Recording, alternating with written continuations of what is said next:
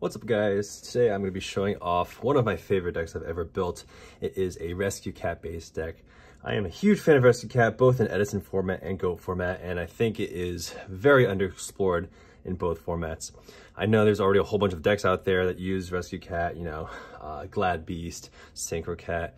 There's already like Rescue Cat OTK and Earth aggro decks in GOAT format that use it, but I still think it is very underexplored. And it is such a cool card. Obviously, in these two formats, it's pre-errata. I am calling this deck Garden Cat because it leverages Black Garden. But honestly, this deck, the main focal point and crux of the deck is probably Summoner Monk. So you can call it like Garden Monk if you want to, but Garden Cat is just a lot catchier. I will say this deck is moderately competitive. I've done pretty well at locals with it. I think you could do well at a side event with it, but it's definitely not a tier 1 deck.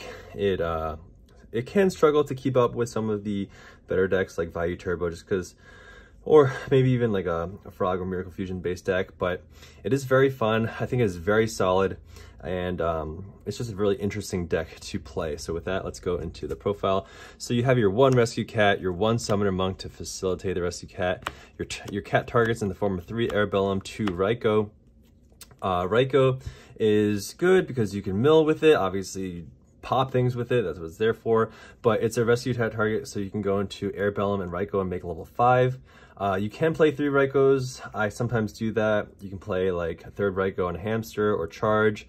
Right now I'm just testing out 2. 3 Arabellums. I like 3 because when I play 2, I end up drawing 1 and then lose access to the double Arabellum. And having this in hand actually is not bad because this often baits out bottomlesses and D-prisons. So I like the triple Arabellum. But that is the cat package. Then we have triple Armageddon Knight. I will explain why there's triple Arma in this deck shortly. But we have triple Arma, triple Volcanic Rocket, and triple Shell. So this is like the angle that I'm approaching the deck with. Rocket is another card that I think is very underexplored in Edison. It's so good, so good. People call it a pseudo +1, but in this deck I feel like it's kind of just like a +1. They call it pseudo because like you need another card to make use of it, usually the Shell. But in this deck, you're making use of it because adding a spell from the deck or the grave is so good for Summoner Monk. And this deck aims to use Summoner Monk more than once per game.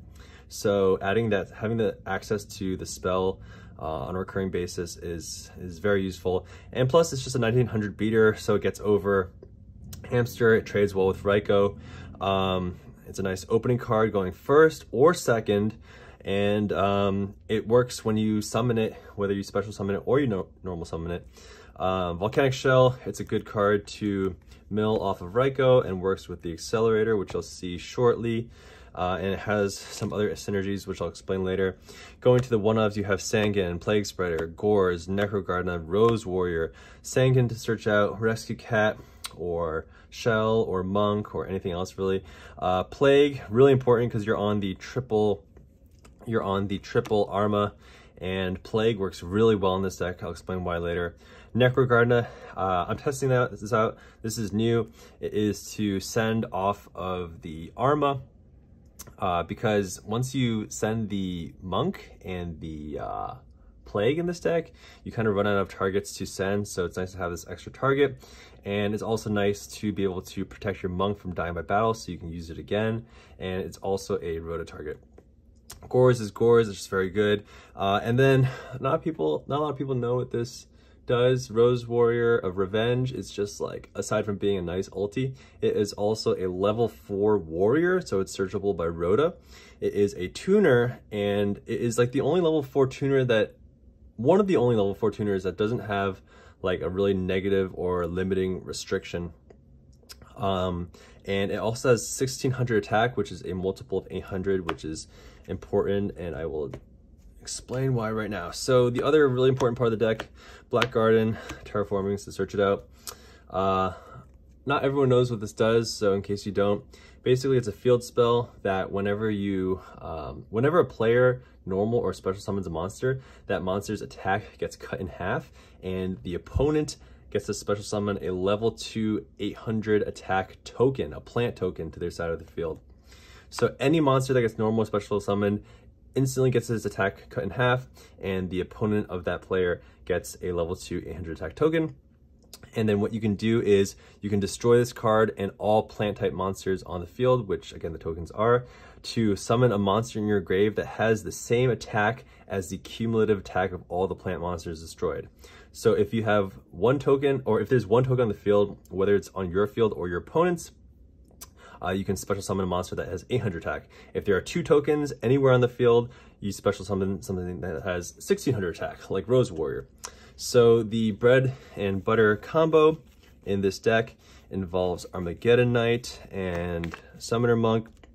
You activate Black Garden, normal summon Arma, send Summoner Monk, pop the Garden and the 1 token that your opponent got from summoning the Arma to special summon Monk from your grave. So basically Arma plus Black Garden tutors Monk directly out from your deck, which is so cool. I did not invent this combo. I saw this combo on an E3 video from one of Keegan's friends, I think. I think they were playing X-Sabers with this Arma, Black Garden, Monk combo. And I saw that and I was like, how can I expand on this? I love this idea. It's just so cool. So that is the main combo of the deck. Moving on, we have Double Pot of Avarice, just so good in any cat deck because cat summoning cat and then bringing out Airbellum and Raikou and making a level 5 instantly puts 3 monsters in the grave. So Pot of Avarice is so good. Double Blaze Accelerator, I really like the 2 in this deck. A lot of decks that play Volcanic Rocket just play 1, but then if you draw 1 or you add the first one, then your other rockets become dead. I really like having the second one to be able to search, and again, you're pitching them for Monk as well as some other cards in the deck, so I like to be able to always get the +1s off of any rockets that I have. It's just really awkward when you open a hand with like 2 rockets and a Blaze Accelerator and you're only running 1 target.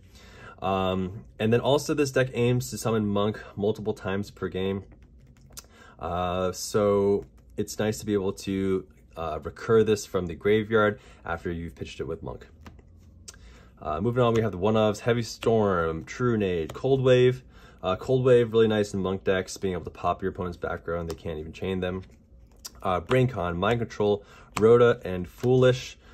Brain, staple. Mind Control, really good to open up the board to attack directly with your Airbellum, as well as to synchro with the targets that you bring off Cat. You're running 5 tuners main decked, and then you also have Cat and Monk, which are kind of like 6 and 7. So Mind Control is very nice. Foolish Burial, because you can put in Volcanic Shell and instantly search it from your deck, which is important because you're running the accelerators. You can put in, what's it called? You can put in Plague Spreader. You can even put in Monk. So like a situation that you might be in is where you have maybe,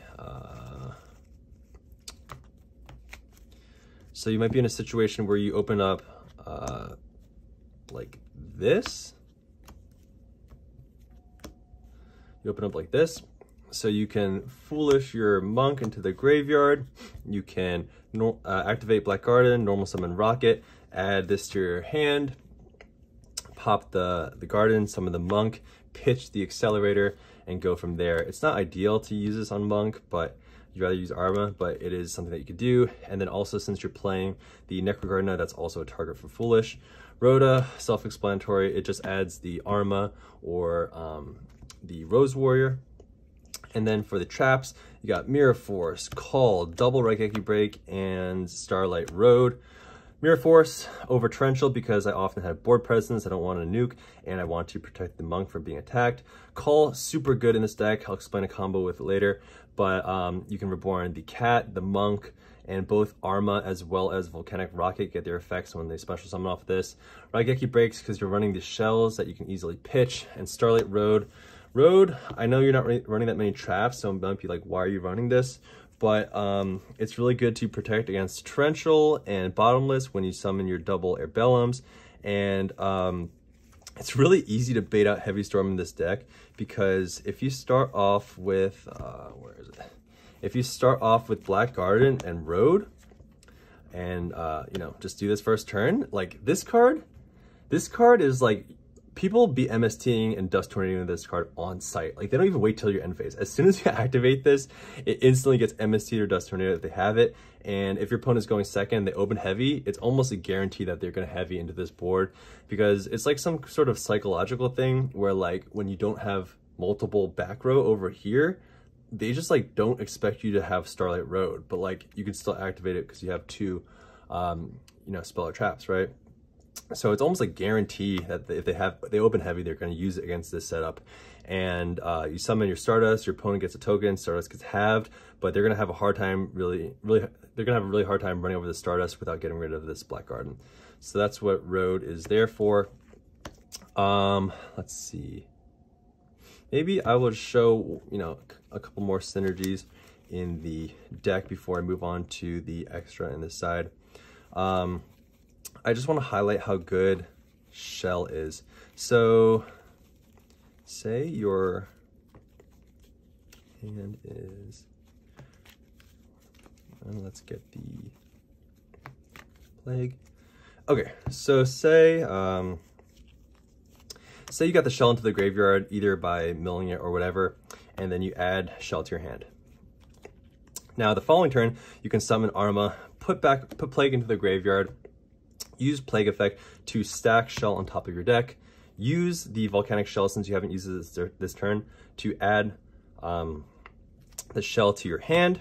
Then you can synchro into Brio, you can pitch this to bounce one, and then activate this one to add another one to your hand and bounce another one. So basically you got to summon Brio and bounce two for free, basically just with the Armageddonite.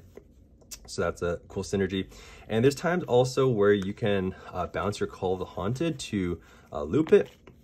For example, if this is in your graveyard, you can activate Call to bring this back and then add an Accelerator to your hand.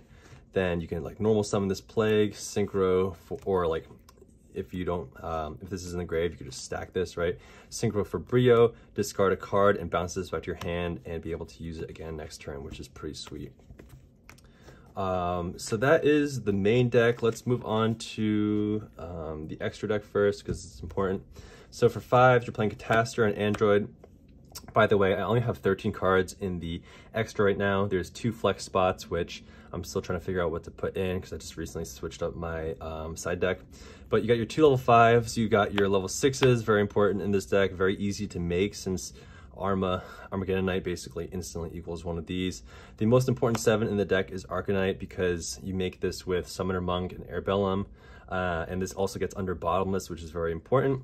You're running Urbellum, which is just like another version of Airbellum, except this doesn't have to do a direct attack. This can just do damage, and if your opponent has 4 or more cards in their hand, they stack a card to the top of their deck. So that's just a nice level 7 to have. The other level 7s, Ancient Fairy and Black Rose. Ancient Fairy is just basically to wall out. It's just a nice solid card to make, and you can also pop your Black Gardens to cycle through your deck to search for more. And this is also kind of important because going first, you can, for example, do the combo with Arma, Black Garden, and Monk, and bring out the double Airbellums, and then you can synchro into double level 7s if you want to, so you can make an Ancient Fairy and an Arcanite right off the bat. And since you can't attack, you can use its effect to special summon level 4. Maybe that level 4 is another Arma to put in, what's it called? Necrogardener, or it's Volcanic Rocket to search your deck. But that's when you could do that. Level 8s, you got Stardust, Colossal, Thought Ruler, Dark End. Since there's flex slots, you could probably play Red Dragon Archfiend if you want to. The Dark End is there because you can make it with Armageddonite or Summoner Monk and the Rose Warrior. And the Mist Worm is here because you can easily make this with literally just with Summoner Monk. Because you use Summoner Monk, bring out Cat to bring out Raiko and Airbellum, and that's 4 + 3 + 2, which is 9. So you can make this. And we got our tokens right here. And oh wait, hold on one second. Let's see here.